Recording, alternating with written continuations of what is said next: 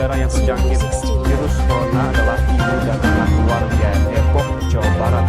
Awalnya seorang warga Jepang yang baru mendatangi Indonesia pergi ke Malaysia. Saat di Malaysia, warga Jepang ini positif penambahan kasus COVID-19 di virus Indonesia corona. menjadi yang terbanyak Informasi ini kemudian sejak ditelusuri pertama kali petugas di dilaporkan. Indonesia. Terdapat tambahan kasus sebanyak 9.831 kasus sehingga total kasus COVID-19 di Indonesia adalah sebanyak 27.203 kasus.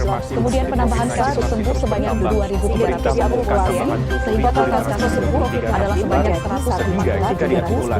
Total kasus positif Sementara itu kasus meninggal dunia diumumkan tambahan 8.600 kasus meninggal dunia adalah 8.735 pasien sembuh dan totalnya kini 1.112.725 orang.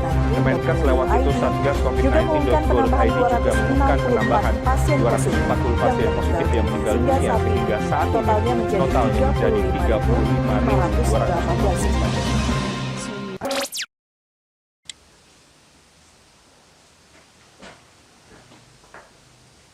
Assalamualaikum warahmatullahi wabarakatuh. 1 tahun terakhir ini, pembelajaran jarak jauh telah mengubah wajah pendidikan di Indonesia. Hal ini dikarenakan semakin besarnya tantangan pendidikan dan kurangnya ketercapaian akses dalam melaksanakan pembelajaran. Pandemi COVID-19 menjadi tantangan bagi kami, di mana kita dituntut untuk tetap melaksanakan pembelajaran dan untuk dilaksanakan di rumah masing-masing, atau istilah sekarang pembelajaran jarak jauh PJJ atau belajar dari rumah. Selanjutnya SDN 1 Nyalindung sebagai bagian dari sekolah dasar negeri yang ada di Kabupaten Sukabumi turut berinovasi dan melakukan perubahan guna mewujudkan pembelajaran yang sesuai dengan yang diharapkan. Saya, Juansah SPDSD, Kepala Sekolah SDN 1 Nyalindung, mari kita wujudkan pembelajaran aktif, inovatif, kreatif, efektif, dan menyenangkan untuk generasi yang lebih baik.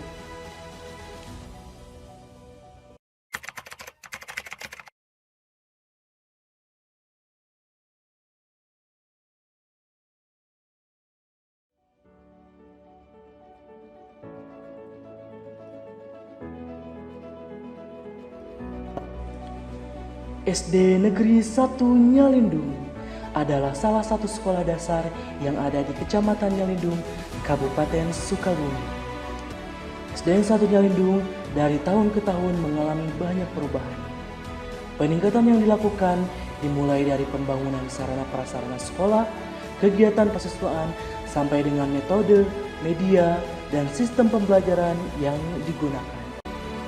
Saat ini, SDN 1 Nyalindung telah terakreditasi A, terdiri dari 12 guru dan 1 kepala sekolah, dengan jumlah rombel 10 rombongan belajar. Kondisi geografis SDN 1 Nyalindung yang sejuk dan asri, diapit oleh pegunungan dan pedesaan, membuat suasana di SDN 1 Nyalindung terlihat nyaman. SDN 1 Nyalindung turut andil dalam menghentikan penyebaran virus COVID-19, yaitu dengan dibuatnya poster pencegahan COVID-19, sosialisasi kepada siswa, orang tua, dan guru sampai pada pembelajaran yang harus dilaksanakan melalui jarak jauh. Pandemi COVID-19 berpengaruh terhadap sistem pembelajaran yang ada di SDN 1 Nyalindung. Semula, pembelajaran dilaksanakan secara tatap muka, kini harus dilaksanakan melalui jarak jauh di rumah masing-masing. Masalah-masalah baru muncul. Tuntutan pembelajaran dengan kondisi yang ada tidak bisa berjalan dengan baik. Perlu adanya hal baru guna menjawab masalah-masalah yang muncul. SDN 1 Nyalindung berupaya melakukan inovasi dan evaluasi setiap harinya. Inovasi yang dilakukan bertujuan untuk mencapai tujuan pembelajaran yang diharapkan.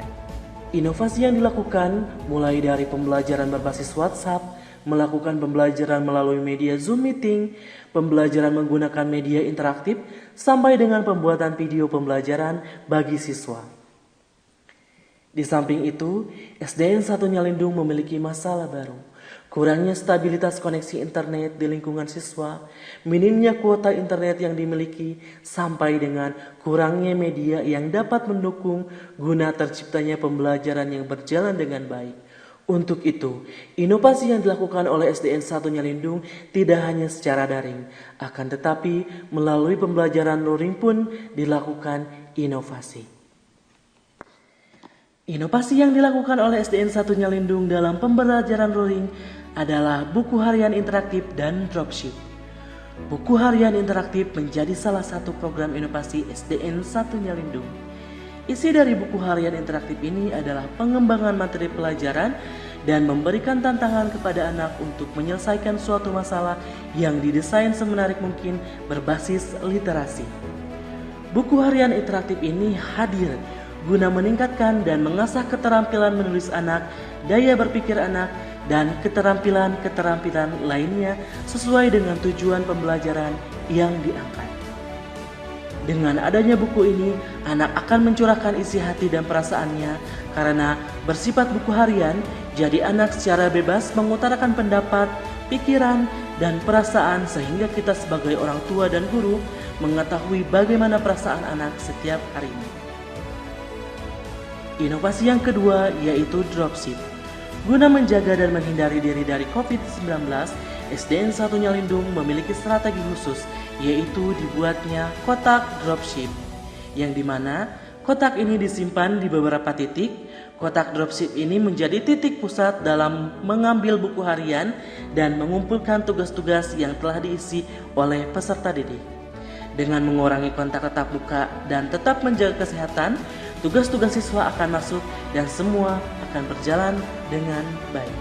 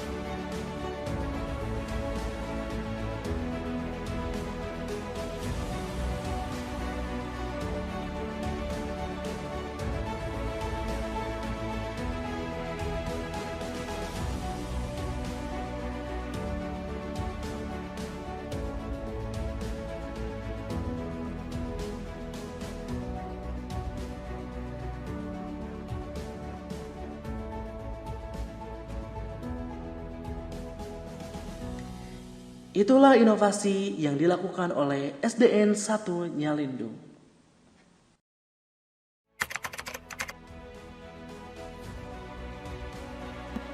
Halo, nama saya Alika. Dengan adanya program inovasi dari SDN 1 Nyalindung, saya semakin semangat dalam belajar. Banyak keterampilan-keterampilan yang dibangun pada diri saya. Dan belajar menjadi lebih menyenangkan dan tidak takut lagi dengan kendala jaringan. Terima kasih SDN 1 Nyalindung. Perkenalkan, nama saya Widya Hadawati. Saya adalah orang tua murid dari Muhammad Rashid Sahlu Ramadan, siswa SDN 1 Nyalindung. Sebagai orang tua, pembelajaran saat ini sangat bermanfaat bagi siswa karena di SD 1 Nyalindung menggunakan inovasi pembelajaran. Makanya saya tidak khawatir lagi dengan pembelajaran yang dilakukan daring ataupun luring. Terima kasih.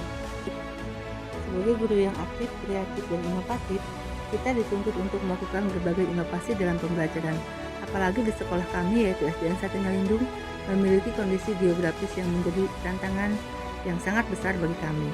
Kami harus memikirkan inovasi seperti apa yang cocok untuk sekolah kami. Dengan adanya program buku harian dan dropship ini, menjadi salah satu langkah kecil yang ketika dilakukan dengan baik dan terus-menerus, ini akan menjadi hal yang besar. Meski perlu banyak evaluasi dari program ini dan masukan dari beberapa pihak, kami selalu berupaya tetap berinovasi dan melakukan pembelajaran yang aktif, kreatif, dan inovatif.